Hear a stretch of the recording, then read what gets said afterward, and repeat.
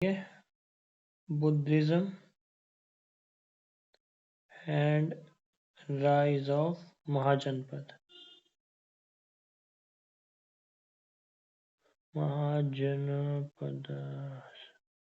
ठीक है। जैसे कि जब हमने देखा कि आयरन का आविष्कार हो गया तो काफी सारे मार काट खून खराबा होने लगा। जो प्रीस्ट थे उस टाइम के सेक्रीफाइस के नाम पे बहुत ज्यादा पैसा लेने लगे, सेक्रीफाइसेस मांगने लगे। तो समाज के अंदर इस चीज को देखकर थोड़ी सी लोगों में नफरत पैदा हो रही थी। तो कल जो हमने धर्म डिस्कस किया था वो था जैनिज्म। आज जो डिस्कस करेंगे वो है बुद्धिज्म। देखो हम मोटी मोटी बातें यहाँ डिस्कस कर लेंगे, रेस्ट आप एक बार लूसेंट से गो थ्रू जरूर हो जाए। ठीक है प्रिया और प्रेरणा। चलिए बुद्धा को, क्योंकि मैं एग्जाम पॉइंट ऑफ व्यू से आपको मोटे मोटे पॉइंट्स वन लाइनर के रूप में बताने की कोशिश करता हूँ। ठीक है। लाइट ऑफ एशिया कहा जाता है। ठीक है। कब से कब तक थे ये? 563 बीसी से 483 बीसी तक इनका टाइम पीरियड है।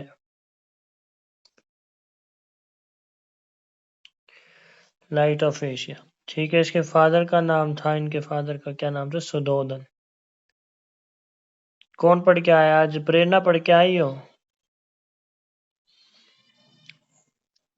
आवाज आ रही है क्या मेरी? आ रही है भी। फादर थे सुधोधन, मम्मी का नाम महामाया। महामाया।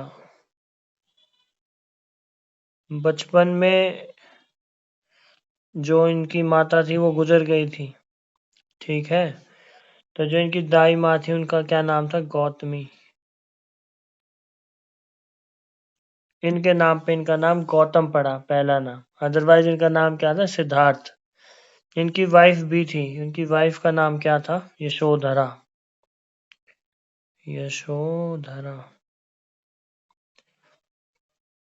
ठीक है। अब कुछ जैसे जैनिज्म में था, हमने पढ़ा था कि पहले वाले जो उनके तीर्थंकर थे उनका सिंबल क्या था।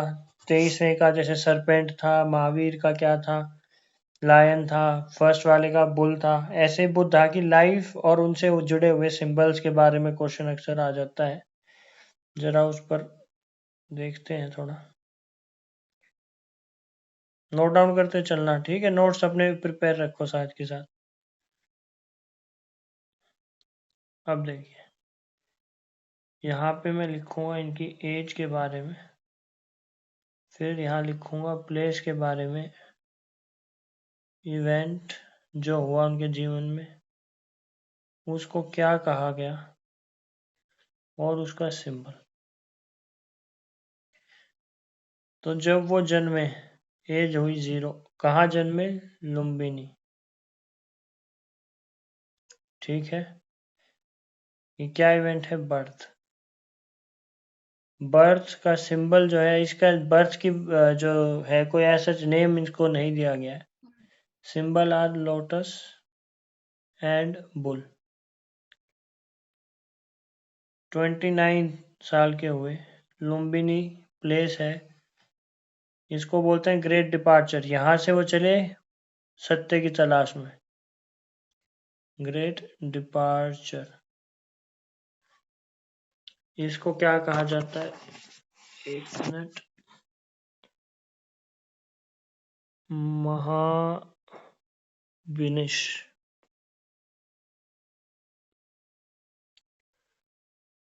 कर्मणा। महाविनिश कर्मणा। ठीक है। सिंबल इज हॉर्स, क्योंकि ये उस समय चैरियट पे बैठ के गए थे। राइट।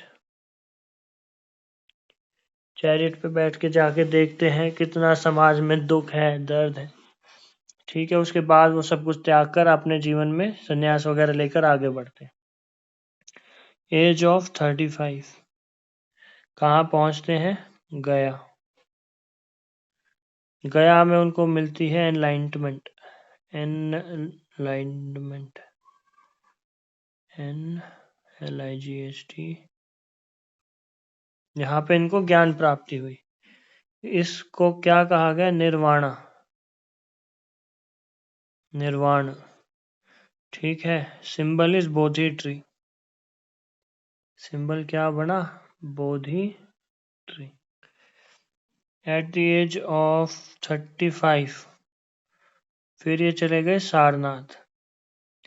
सारनाथ के अंदर इन्होंने अपना पहला भाषण या पहला सरमन कहा, फर्स्ट सरमन।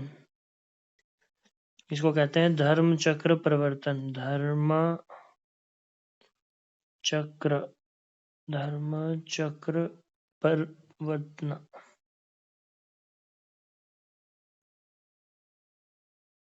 धर्म चक्र प्रवर्तना, जिसको व्हील से शो किया गया। भारत हमारा देश जो है बुद्धा से काफी प्रभावित है, इसीलिए जो हमारा एम्बलम भी है उसके अंदर भी जो हमारा राष्ट्रीय ध्वज है उसके अंदर जो 24 लाइनों का वो जो चक्र नजर आता है वो भी इसी चीज को रिप्रेजेंट करता है। ठीक है। 80 साल की आयु में कुशीनगर नामक जगह पर उनकी होती है मृत्यु, डेथ। इसको कहा गया महापरिनिर्वाण। महापरि यानी निर्वाण की प्राप्ति हुई। सिंबल्स आए स्तूपा के रूप में। यहाँ तक कोई डाउट? नहीं भैया। प्रिया नोट्स बना रही हो? हाँ, क्योंकि वो क्वेश्चन किसी भी रूप में आ सकते हैं कि जो पहला सरमन जहाँ दिया उन्होंने कहाँ पे दिया? सारनाथ में दिया। उसको क्या कहा गया? धर्म चक्र प्रवर्तना। क्या सिंबल था? व्हील उसका सिंबल था। ठीक है, ऐसे प्रश्न आ जाते हैं। तो ये जो चीजें लिखी हैं, place, event, name and symbol, ये आपको पता होना चाहिए। ठीक है, आगे चलते हैं। प्रेरणा पढ़ के आई होगी। बुद्धा ने कितने फोल्ड पाथ दिया था? Buddha gave dash fold paths for निर्वाण। याद करो। जैनियों के याद कर रखे हैं दोनों लोग, और जैनियों के भी 5 थे। इसके 4 थे भैया। इसके 8 थे। 8 कितने बोले? 8 फोल्ड पाथ्स।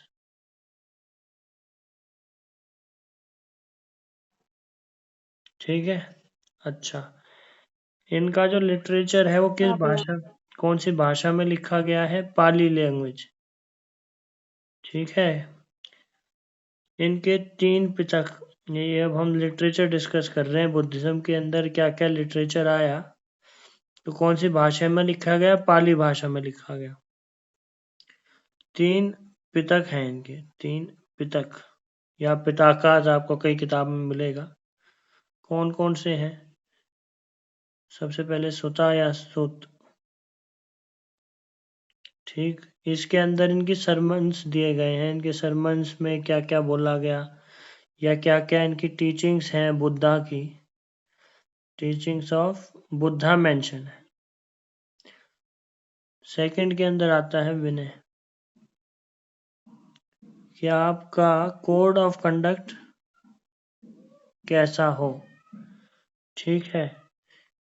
ये जो इनको फॉलो करने वाले इनके मॉन्क्स थे उनके लिए जनरली ये चीजें इस किताबों के अंदर मेंशन आती हैं। और थर्ड जो है अभिधमा, अभिधमा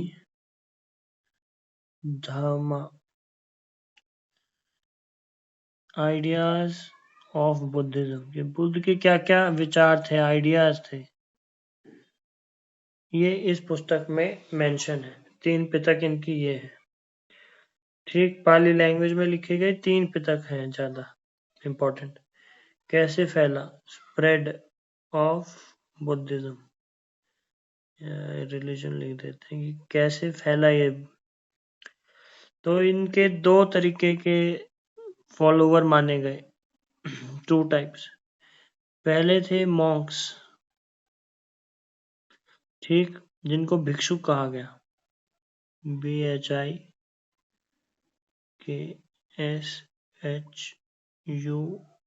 भिक्षुक।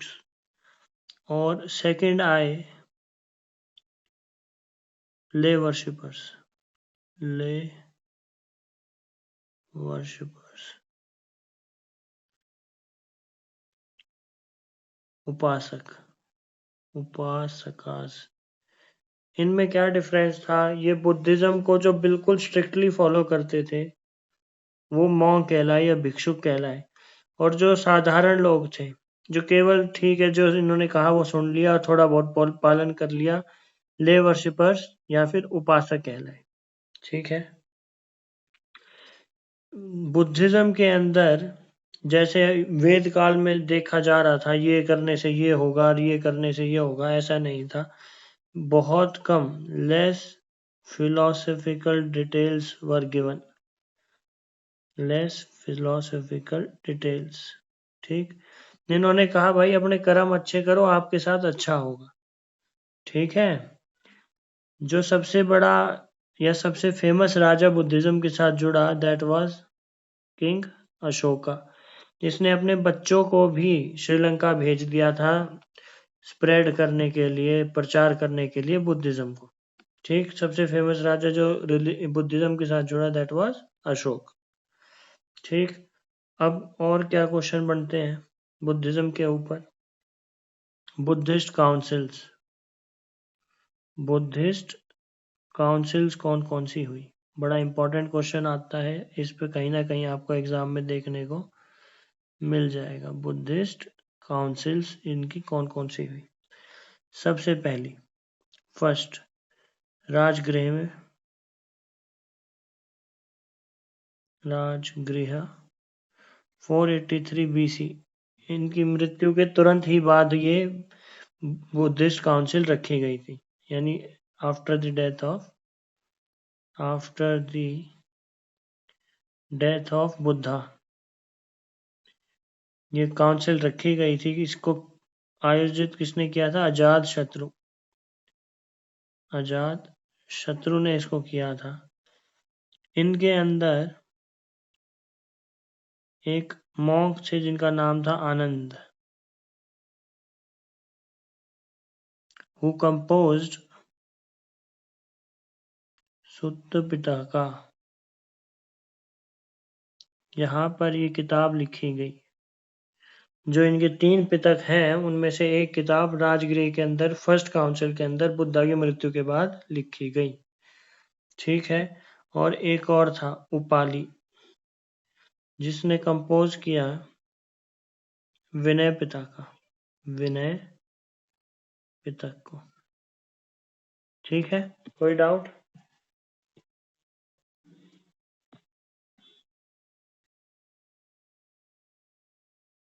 नहीं आगे भैया। बढ़े। सेकंड होती है वैशाली के अंदर 383 BC के अंदर। किसने करवाया? कालाशोक, कालाशोक। अब ये जितने नाम हैं ये अभी हम आगे महाजनपद आएंगे फिर से स्टडी करेंगे कि कौन थे, किस डायनेस्टी से बिलोंग करते थे। अभी बस ये देख लो इनकी बुद्धिस्ट की कितनी काउंसिल्स हुई। ठीक, यहाँ तक नोट डाउन हो गया। हाँ भैया। नेक्स्ट इज थर्ड वन, ये हुई थी पाटलिपुत्र, पाटलिपुत्र। पाटलिपुत्र के अंदर 250 BC।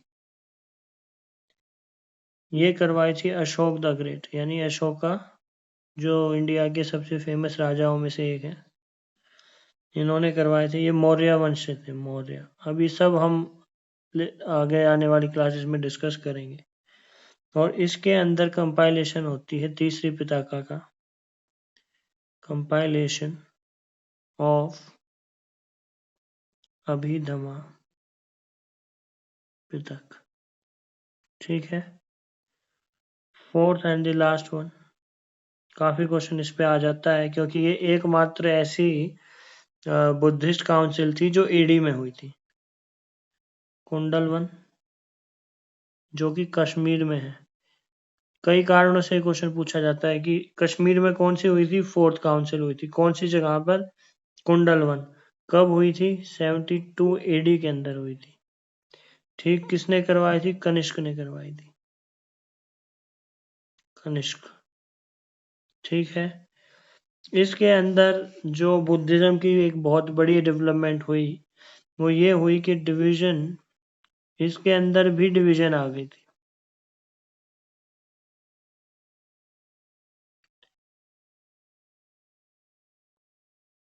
दो सेक्ट बन गए थे, हिनयान एंड महायान। हिनयान एंड महायान। ठीक है। इसके अंदर अश्वघोष नाम के फेमस राजा ने भाग लिया था। अश्वघोष took part in this fourth council।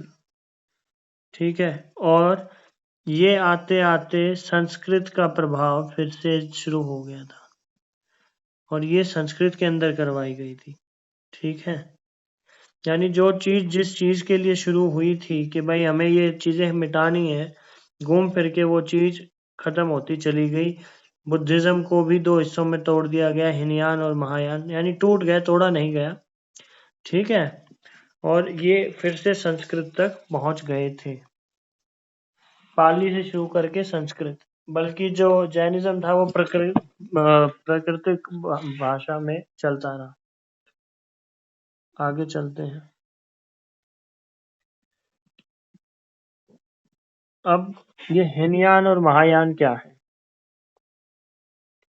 इनके बीच का डिफरेंस फॉर नॉलेज से हम थोड़ा सा देखेंगे। अरे यार, HIN,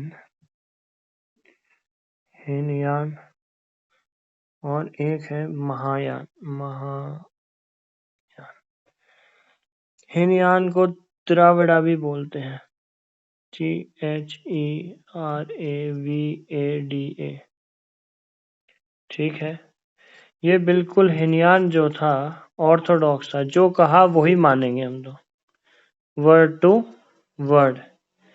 इन्होंने क्या किया? दे इम्पोर्टेड फ्यू थिंग्स। इम्पोर्टेड, ये नई नई चीजें मानने लगे।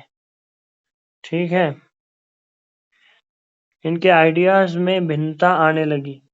ये कहते थे बुद्धा भगवान नहीं है, Buddha was not a god।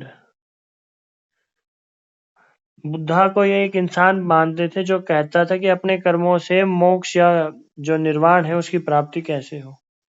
पर ये लोग थे उसको वर्शिप्ड करते थे, worshipped him as a god. ठीक। ये कहते थे आइडल पूजा नहीं होनी चाहिए, आइडल वर्शिप नहीं होनी चाहिए। और इन्होंने बुद्धा की ही मूर्तियां बना ली। जो धर्म जिस चीज को मिटाने के लिए आगे बढ़ा था ये उसी में टूटकर रह गए। ये पाली पर चलते रहे और ये लोग संस्कृत पर आ गए थे। ये कहाँ कहाँ फैले? ये फैले श्रीलंका, बर्मा, थाईलैंड के अंदर। ये वाला जो सेक्ट था ये चाइना, कोरिया, जापान, ये इनमें मुख्य डिफरेंसेस थे हिनयान और महायान के अंदर। कोई डाउट यहाँ तक? नोट डाउन करो।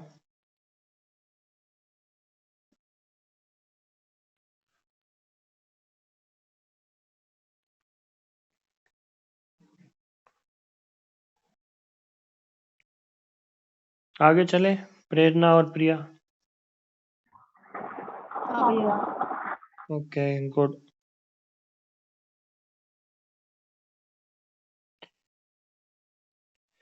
देखो, जो महायान, थोड़ा सा महायान के बारे में, इस पे क्वेश्चन आ गया था, एक मैंने एग्जाम दिया था IB का, उसके अंदर पूछा गया था। महायान जो थे बिलीव्ड इन बोधिसत्व। बोधिसत्व मतलब जैसे हम मानते हैं विष्णु के अवतार हैं बहुत सारे, राम आएंगे और फिर कृष्ण आएंगे, नरसिंह आए या जो भी है, और उसके बाद जो आखिरी अवतार कल्कि अवतार होगा। ऐसे ही महायान मानते हैं कि बुद्ध जो है अलग अलग अवतार लेते हैं और धरती पर आते हैं। तो जो उन्होंने कई सारे माने, पर जो एग्जाम के पॉइंट ऑफ व्यू से इम्पोर्टेंट है वे 3 में डिस्कस करने जा रहा हूँ। ठीक है, पहला है वज्र, एक मिनट, वज्र पानी। ये इंद्र की तरह थे, स्ट्रॉन्ग। ठीक, ये क्वेश्चन मेरे एग्जाम में आया था, तो आप लोग जरूर इसको नोट करें। मैत्रेय, MAITREY। ये पूछा गया था भविष्य में आने वाले बुद्धा का नाम बताएं, तो this is the future Buddha. ठीक, अमिताभ, अमिताभ या फिर अमित्याउष। ये है Buddha of haven, Buddha of haven. Note down करें प्लीज।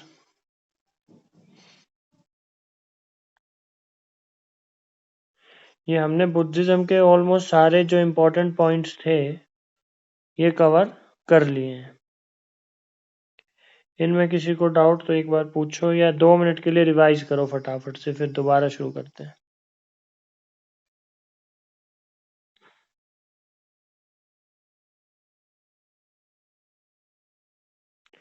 हम आगे बढ़ते हैं। महाजनपद।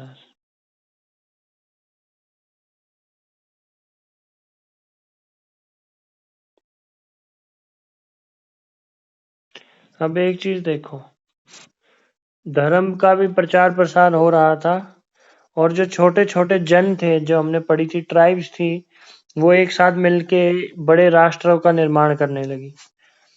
आयरन की खोज हो चुकी थी, जिसकी वजह से युद्ध का स्तर भी बढ़ने लगा था। पावर लोगों की बढ़ने लगी, राज्यों की सरप्लस अनाज उगने लगा, तो टैक्सेशन भी लोगों पर राजा डालने लगे। तो ऐसे करके कई सारे महाजनपदों का बुद्धिस्ट लिटरेचर और जैनिस्ट लिटरेचर दोनों में जिक्र आता है। तो उस समय जो टोटल महाजनपद थे वो 16 थे। ठीक, एक बहुत फेमस बुक है बुद्धिज्म के अंदर, अंगुत्र निकाया।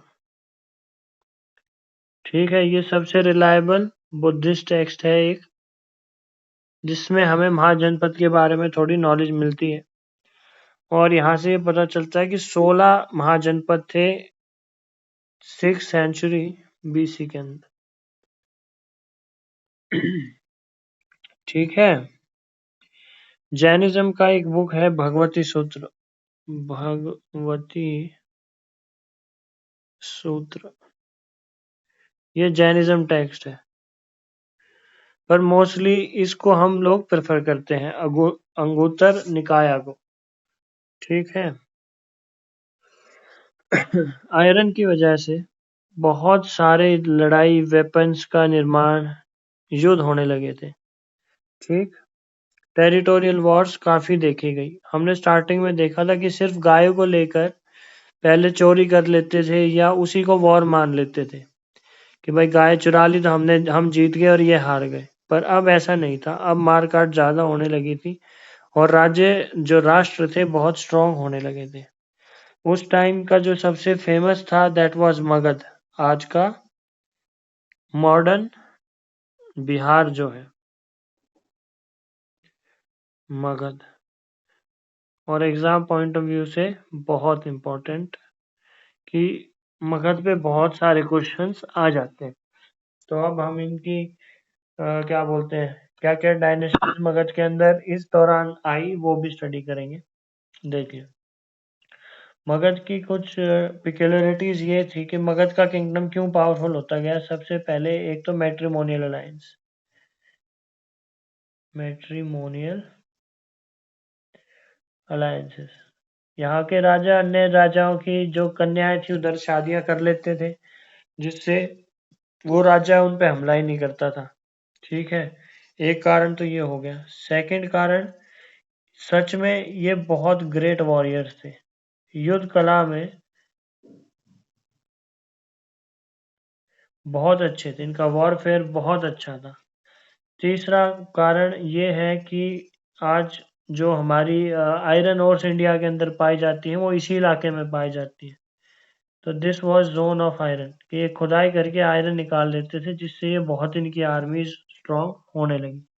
इसलिए मगध जो है उस टाइम का बहुत ही ज्यादा स्ट्रांग किंगडम माना जाने लगा। ठीक, अब इसमें 6 मुख्य डायनेस्टीज आई, वो हम स्टडी करते हैं कि 6 डायनेस्टीज ऑफ मगध कौन कौन सी, इनकी सीक्वेंस आपको पता होनी चाहिए। 1, 2, 3, 4, 5 एंड 6। सबसे पहली आई हरंक्या, हरियंका। फिर आई शिशुनाग, शिशुनाग। थर्ड आई नंद। फोर्थ आई मौर्य। फिर आई सुंग वंश, और लास्ट आई कानवंश। तो these are the 6 dynasties that ruled Magadha, या फिर आज का मॉडर्न बिहार। ठीक है, अब एक एक करके हम ये सारी में से गो थ्रू हो जाएंगे। ठीक है, आगे बढ़ते हैं। पहली डायनेस्टी है हरंक्या।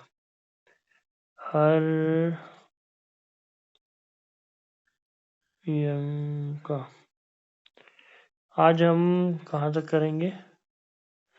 2 पढ़ा देता हूँ, हरंक्या और नंद वंश। ठीक है, क्योंकि फिर मौर्यन एम्पायर नेक्स्ट क्लास में थोड़ा सा बड़ा हो जाएगा। फाउंडर कौन था? Bimbisara. Bimbisara is the founder of Haryanka dynasty. इस दौरान he was contemporary of Buddha या फिर बुद्धिज्म। इसके जब पीरियड था काफी प्रचार प्रसार में आया। इसकी कैपिटल थी Rajgir. Rajgir was the capital of this Bimbisara, जो इसका राजा था। इसके बाद जो आता है दैट वाज अजात शत्रु, इसका बेटा आता है अजात शत्रु। ये अपने पिता को मारकर राजगद्दी हथिया लेता है, यानी he killed Bimbisara and got his throne. उसकी गद्दी पर खुद बैठ जाता है। अब इसकी जो ये हरंक्या डायनेस्टी थी, इनकी वैशाली एक जगह है,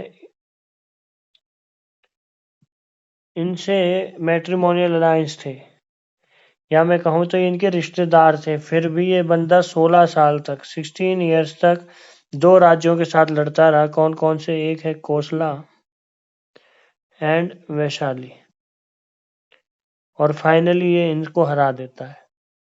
ठीक है, पर वॉर से मतलब इतना करने के बाद आखिरी में what he does is he embarrassed Buddhism. आखिरी में बुद्धिज्म को अपना लेता है। ठीक है, और फर्स्ट बुद्धिस्ट काउंसिल ऑर्गेनाइज करवाता है। अभी हमने बुद्धिज्म के अंदर पढ़ा था, फर्स्ट बुद्धिस्ट काउंसिल ये करवाता है। ठीक, 483 बीसी के अंदर। ओके, कोई डाउट यहाँ तक? इनके बाद, अजात शत्रु के बाद जो आता है, 1 मिनट,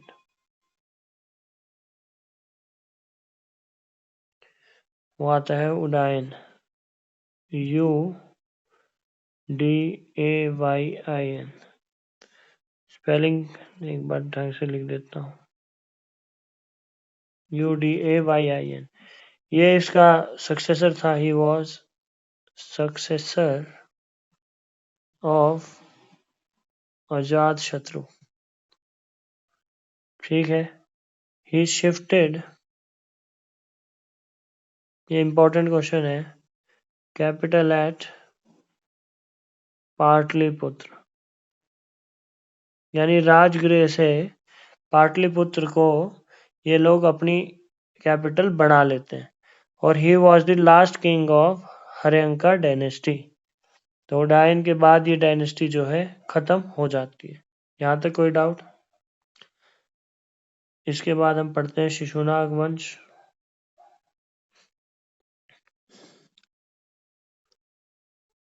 जब भी जो राजा थे कमजोर पड़े तो इधर के मंत्रियों ने इन पे हमला करके या कोई षड्यंत्र करके इनको मार दिया गया।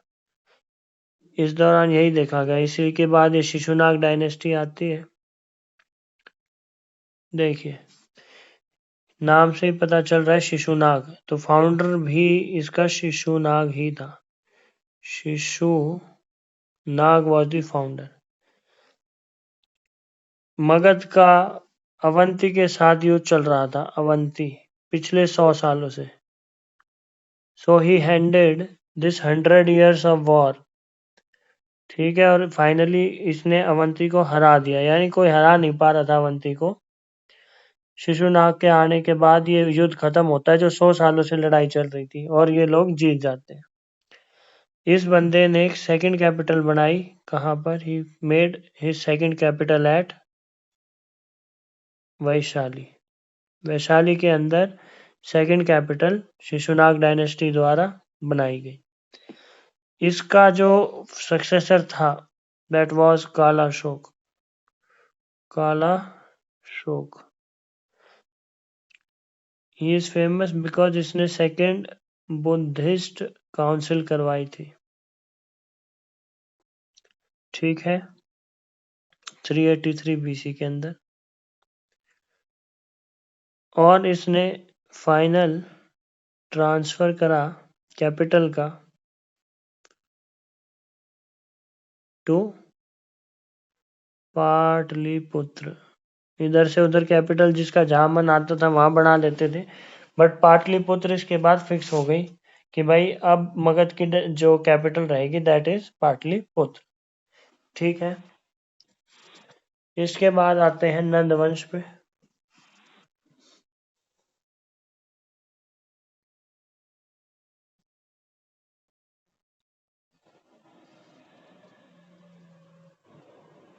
नंदा डायनेस्टी देखो बहुत फेमस, और काफी इसके दौरान बहुत सारे इवेंट्स हुए जब नंद डायनेस्टी मगध में रूल कर रही थी। सबसे पहले इसके फाउंडर का नाम महापद्मनंदा।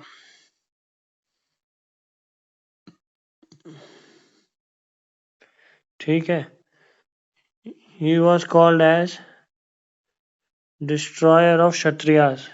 इसको क्या कहा जाता था? क्योंकि इसने बहुत सारे क्षत्रिय राजाओं को हराया था।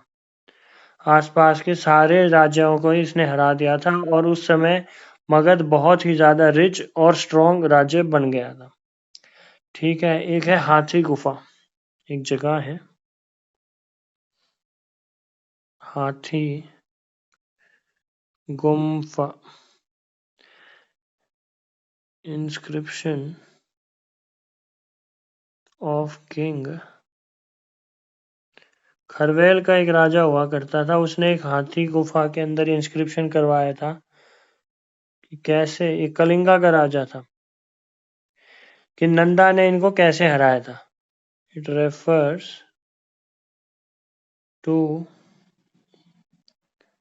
Conquest of Kalinga by Nandas, के नंदास ने इनको कैसे हराया था। तो दिस इज इंपॉर्टेंट। हाथी गुम्फा किसने बनवाया था? King of Kharavela. और ये काफी साल के बाद इसको बनवाया गया। महापद्मनानंद के बाद जो आया दैट वाज धनानंद, या काफी छोटे छोटे आए बट जो फेमस हुआ दैट इज धनानंद। धनानंद के दौरान ही अलेक्जेंडर नाम का एक जीव पैदा हो जाता है धरती पर, जो युद्ध करने पूरी दुनिया में निकल गया था, अलेक्जेंडर। तो अलेक्जेंडर का इन्वेजन भी इसी के दौरान हुआ था। तो अगर क्वेश्चन आ जाए कि when Alexander invasion was taking place, who was the ruler of Magadha, तो Dhanananda was the ruler of Magadha. ठीक है, थोड़ा सा अलेक्जेंडर के बारे में डिस्कस कर लेता हूँ। यह अलेक्जेंडर मैसिडोनिया से था। मैसिडोनिया एक जगह है, वहां से था। और छोटी सी उम्र में इसने सोच लिया था कि दुनिया पे फतेह करूंगा। अब दुनिया इनके लिए उस समय सिर्फ इतनी थी कि अगर ईस्ट में जाएं तो एक जगह आती है भारत, जिसके बाद समुंदर है, उसके बाद दुनिया खत्म हो जाती है। और दुनिया फिर गोल है, और यहाँ से वो चला था, इंडिया यहाँ खत्म होगी, यहाँ समुंदर है, और मैं दोबारा यहाँ पहुंच जाऊंगा। तो ये इस सोच से चला था कि मेरे को दुनिया फतेह करनी है।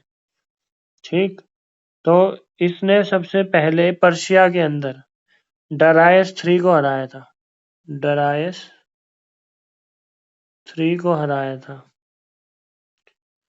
383 BC। ये पर्शिया का राजा था जिसको अलेक्जेंडर ने सबसे पहले हराया था, युद्ध ऑफ गौगामेला। गौगामेला के युद्ध के अंदर। ठीक है, फाइनली खैबर पास को क्रॉस करता हुआ ये इंडिया के अंदर एंटर हुआ था। ठीक है, खैबर पास आज के दिन अफगानिस्तान एंड पाकिस्तान बॉर्डर पे है।